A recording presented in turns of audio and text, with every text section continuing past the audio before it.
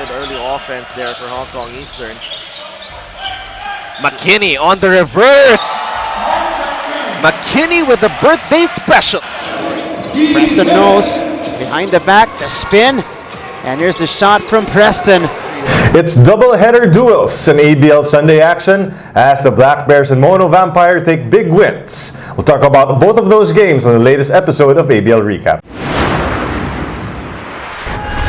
Subscribe and click the bell icon to get notified of the latest videos of the ABL. Follow all of our social media accounts and visit our website for more updates.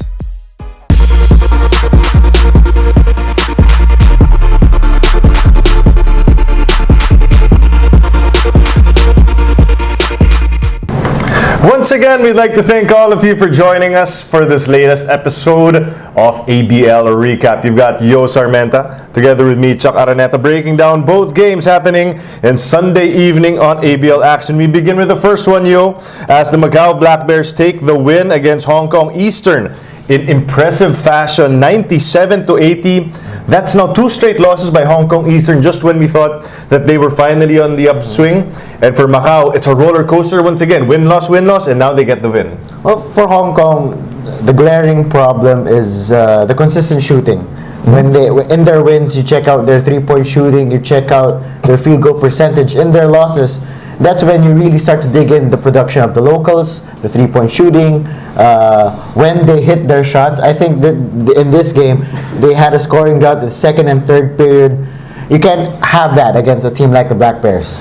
Hong Kong shot 11 for 31 from the 3-point area for 35%. And the missing piece, when you look at on paper, was really Michael Holyfield, who only scored 6 points, 9 boards, and really struggled with fouls early in the first half and kind of lost his rhythm. And you know, when you watch Holyfield, he is a guy that thrives when he gets, when all he has to do really is put one dribble and then score in the post. So when that's from Rayleigh Ross or from Costner finding him for buckets. But there are times that he's really struggled and he's been up and down so far in the season in the ABL. And you're right on cue. It's the foul trouble. It's the foul issues for Holyfield. Tonight he played around 26 minutes. You want Holyfield to play 38 to 40 a night. Easy. And not only does he get his numbers, he gets a 20 points and rebounds. Well, tonight he got 6 in 26 minutes. You get his numbers, but at the same time, he attracts a defense which allows Hong Kong shooters to knock down those shots. So you want Holyfield to stay on the floor as much as possible. And you mentioned the shooters, and Leaky is a surprise starter for Hong Kong Eastern, scored 12 points after basically DNP's the past few games for Hong Kong Eastern. And a lot of that has to do also with the injury of Chan Su-wing, who was injured in the game against the Saigon Heat. And there were times where Hong Kong really missed his presence. Now, you don't want to be the sort of team that places everything on one local player, because at the end of the day, there's a lot to be put on the shoulders of guys like Brandis Rayleigh Ross. But I guess it just sort of shows us how much Hong Kong Eastern needs every single guy that the coach counts on to really produce. Because if there's someone with an off night, it's really curtains for this team. Well, Chan Chu-wing is an interesting player, and his loss is going to be felt by Hong Kong significantly. Because if you talk about Adam Shue, Steven Gunshar, Leaky, those guys are spot-up shooters.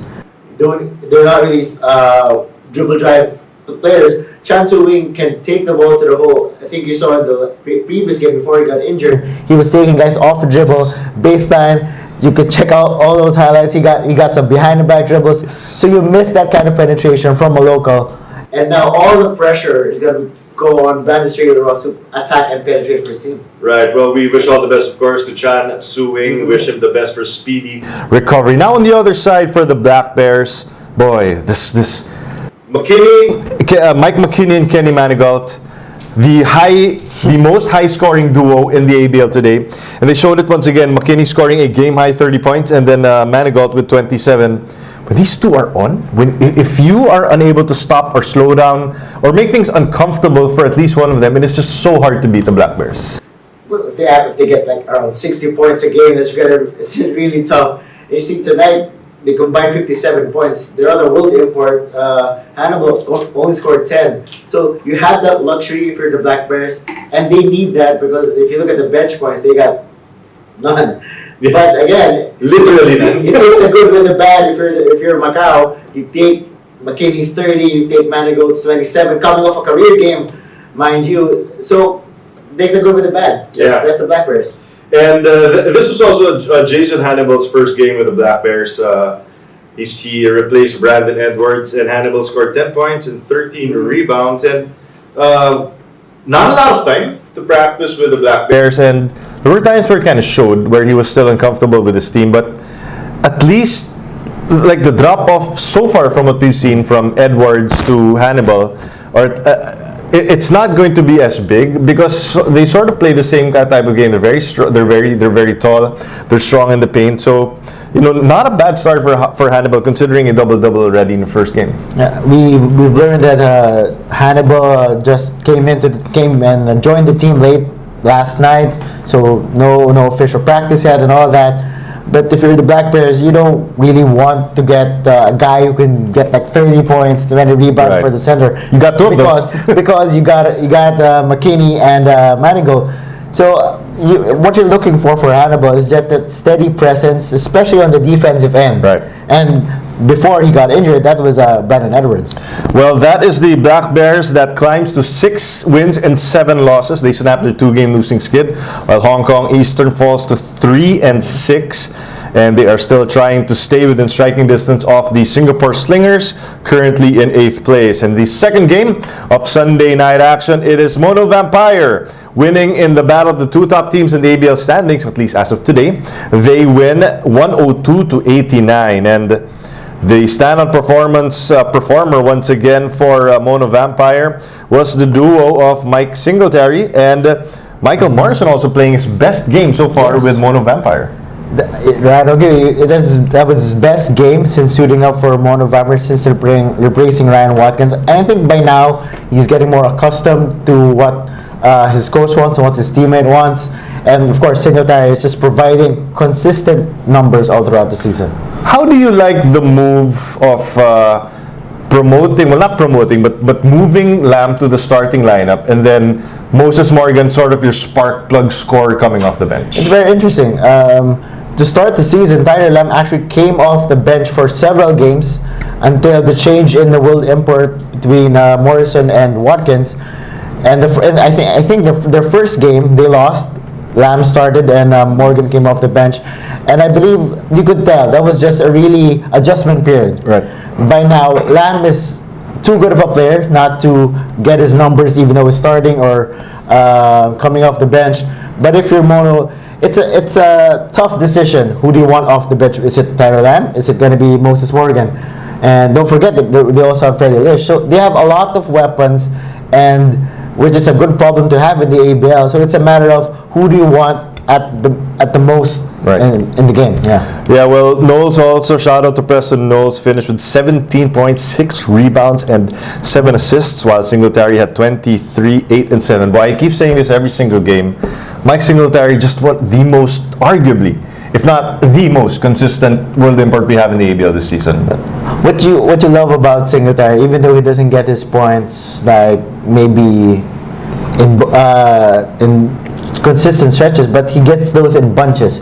I saw a game once where he scored 2 points in the first half, then dropped 16 in the third quarter, and that's Mike Singletary. And he doesn't care when he plays. He doesn't care about the points, but when his team needs to score, that's when he gets to the paint, picks his spots, gets his teammates open. Well said. And for Mono Vampire, just when we were proclaiming that Nick King would be the guy that could take over down the stretch, he struggled mightily against Mono Vampire. 6 points, 2 of 17 from the field. And I guess that's the thing though. If you're San Miguel Alab Pilipinas without Khalif Wyatt, all of a sudden the defenses is going to be looking to stop Nick King because they know now that he's really their best scorer. And now he felt what it feels like to be targeted as the go-to guy for the opponent, and he really struggled against the defense of Mono Vampire. You can be sure. We talked about Mono having a lot of weapons, but those guys are two-way players also. Right. They've got Lamb, they've got Singletary, who have the length, the size, the speed could keep up with a guy like Nick King. So you said it. Nick King really was probably taken aback with the defense, and I think he got to force it too. 2 of 17 is way too much, way too low shooting. Yep. Although Williams actually was solid in the game, and he's showing that he's a really good shooter because over 2 games he's now 8 for 10. If my math is correct, he's 3 of 4 in the first game, then 8 of 10. So 80% 3-point shooter on San Miguel Alab Pilipinas. That's a nice little weapon to have moving forward. But yeah, they're gonna need more of King, especially if some of the locals aren't going to be able to step up in a big way. So San Miguel Alab Pilipinas falls to 6-4, and it continues their trend of win-loss. So they're still trying to find their way consistently, while Mono Vampire has a grip on the top seed. They climb to 9-3. Just a reminder for everyone, the upcoming games on Wednesday in ABL, it is going to be the Kuala Lumpur Dragons taking on the Macau Black Bears, and then the Saigon Heat will take on the Singapore Slingers. And if you guys want to catch all of those games, all you need to do is check out any of our social media accounts. We've got live streams, we've got condensed highlights, we've got highlights of all the best plays for each of the games, and of course you've got every game day and ABL recap for you. That's going to do it for this one. For Yo Sarmenta, my name is Chuck Araneta, and we will see you on the next one.